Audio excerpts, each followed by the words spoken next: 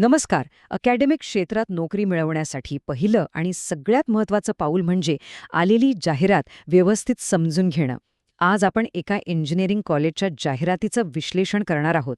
कारण वरवर जी पदं दिसतात ना, त्यामागे नेमकी कोणती स्किल्स आणि अनुभव हवा असतो हे समजून घेणं खूप गरजेचं आहे. अनेक जण जे प्राध्यापक होऊ इच्छितात त्यांच्या करिअरची सुरुवात अगदी अशाच एका जाहिरातीतून होते. ही जाहिरात आहे Tulshiramji Gaikwad Patil college of engineering and टेक्नॉलॉजीची. पण ही फक्त पदांची यादी नाहीये. खरं तर हा एक आरसा आहे जो दाखवतो की आपलं शिक्षण क्षेत्र आता कोणत्या दिशेने चाललंय आणि तिथे यशस्वी होण्यासाठी कोणती तयारी करावी लागेल.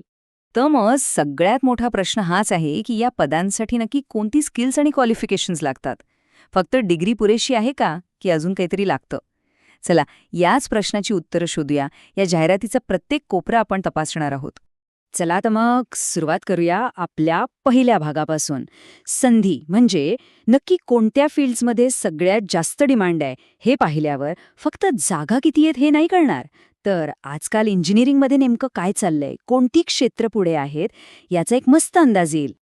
ही लिस्ट बघितली ना की एक गोष्ट लगेच डोळ्यासमोर येते. इथे बघा, पारंपरिक आणि एकदम आधुनिक दोन्ही क्षेत्रांना सारखंच महत्त्व दिलंय. म्हणजे एका बाजूला मेकॅनिकल आणि सिव्हिल सारख्या आपल्या नेहमीच्या ब्रँचेस आहेत, तर दुसऱ्या बाजूला AI आणि मशीन लर्निंग सारखी फ्युचरिस्टिक क्षेत्र. याचा सरळ सरळ अर्थ काय की आजच्या कॉलेजेसना दोन्ही प्रकारचे एक्सपर्ट्स हवे आहेत. आता वळूयात दुसऱ्या आणि मला वाटतं सगळ्यात महत्त्वाच्या भागाकडे, आणि तो म्हणजे टेक्निकल स्किल्स. कारण एक गोष्ट तर नक्की आहे, आजच्या काळात फक्त डिग्री असून चालत नाही. कंपन्यांना आणि आता कॉलेजेसना सुद्धा असे लोक हवे आहेत ज्यांना कामात वापरले जाणारे सॉफ्टवेअर्स आणि टेक्नॉलॉजी येते. चला बघूया ह्या जाहिरातीत नेमकं काय काय मागितलंय. इथे बघा, प्रत्येक इंजिनिअरिंग ब्रँचसाठी अगदी स्पेसिफिक सॉफ्टवेअर आणि टेक्निकल स्किल्सची लिस्ट दिली आहे. मेकॅनिकलसाठी सॉलिडवर्क्स आहे, सिव्हिलसाठी ऑटोकॅड, इलेक्ट्रिकलसाठी मॅटलॅब. संदेश अगदी स्पष्ट आहे नाही का? जर या क्षेत्रात शिकवायचं असेल तर फक्त पुस्तकी ज्ञान असून चालणार नाही. इंडस्ट्रीमध्ये जी टूल्स वापरली जातात ती सुद्धा यायलाच हवीत. ह्या सगळ्या स्किल्सच्या लिस्टमध्ये ना एक लपलेला पण खूप महत्त्वाचा ट्रेंड आहे. तो आहे डेटा आणि AIचा. आणि सगळ्यात इंटरेस्टिंग गोष्ट काय आहे माहितीये? हा ट्रेंड आता फक्त कम्प्युटर सायन्सपुरता राहिलेला नाहीये. आता खरी मजा बघा. Python, machine learning, power BI ही स्किल्स फक्त IT किंवा कम्प्युटर सायन्समध्ये नाहीयेत.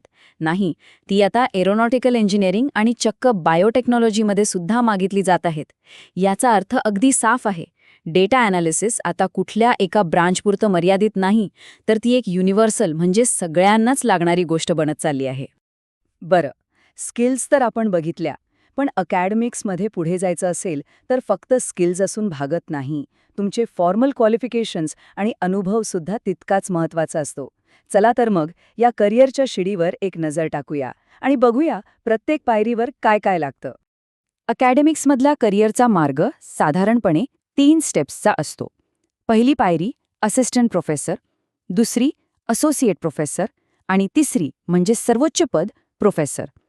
आता आपण एक एक करून बघूया की प्रत्येक पदासाठी नक्की काय लागतं.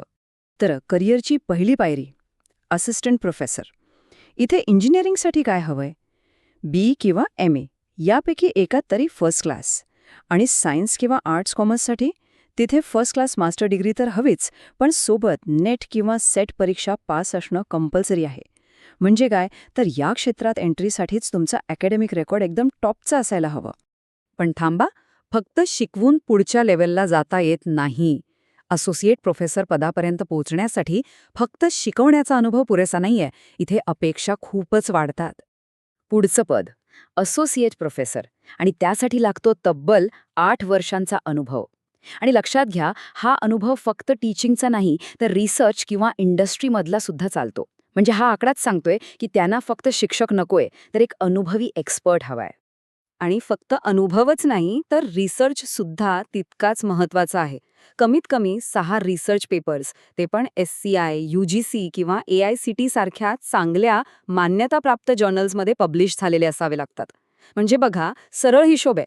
अकॅडमिक्समध्ये पुढे जायचं असेल तर फक्त ज्ञान वाटून चालणार नाही, नवीन ज्ञान तयारही करावं लागेल. आणि आता येतो सर्वोच्च टप्पा, प्रोफेसर. इथपर्यंत पोचायची अट तर अजूनच कठीण आहे. कमीत कमी 2 विद्यार्थ्यांना PhDसाठी यशस्वीपणे गाईड केलेलं असावं किंवा तुमचे कमीत कमी 10 रिसर्च पेपर्स पब्लिश झालेले असावेत. हे फक्त अनुभवाच्या पलीकडचं आहे. ही एक प्रकारे कसोटीच आहे की तुम्ही पुढची पिढी किती चांगली घडवली आहे आणि तुमच्या फील्डमध्ये तुमचं योगदान किती मोठं आहे. आता एक इंटरेस्टिंग गोष्ट बघूया. एकाच कॉलेजमध्ये इंजिनिअरिंग आणि मॅनेजमेंट या 2 शाखांसाठी प्राध्यापक बनण्याचे नियम चक्क वेगवेगळे आहेत.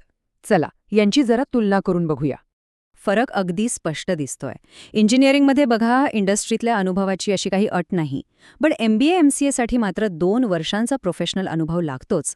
आणि दुसरं म्हणजे मॅनेजमेंटसाठी नेट सेट कंपल्सरी आहे, जे इंजिनिअरिंगसाठी नाही.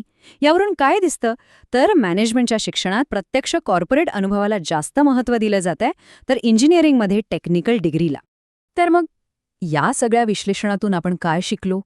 या जाहिरातीच्या ओळींच्या आत दडलेले महत्त्वाचे संदेश कोणते आहेत? चला या सगळ्याचं सार एका नजरेत पाहूया. तर यातून 4 मुख्य गोष्टी समोर येतात. 1. डेटा ही आता नवीन भाषा आहे. पायथॉनसारखे स्किल्स आता सगळ्यांनाच यायला हवीत. 2. रिसर्च आता ऑप्शनल नाही, कंपल्सरी आहे, त्याशिवाय प्रमोशन नाही. 3. जेवढं मोठं पद तेवढा जास्त अनुभव लागतो. आणि 4. इंजिनिअरिंग आणि मॅनेजमेंटचे रस्ते वेगळे असतील, पण दोन्ही ठिकाणी गुणवत्तेला पहिला मान आहे. आणि जाता जाता एक महत्त्वाचा प्रश्न की काय या सगळ्या आवश्यकता इंजिनिअरिंग आणि टेक्नॉलॉजीच्या शिक्षणासाठी एक नवीन स्टँडर्ड बनत आहेत. या बदलांचा आपल्या शिक्षण क्षेत्रावर आणि येणाऱ्या पिढीच्या स्किल्सवर नक्की काय परिणाम होईल, हा विचार करण्यासारखा प्रश्न आहे.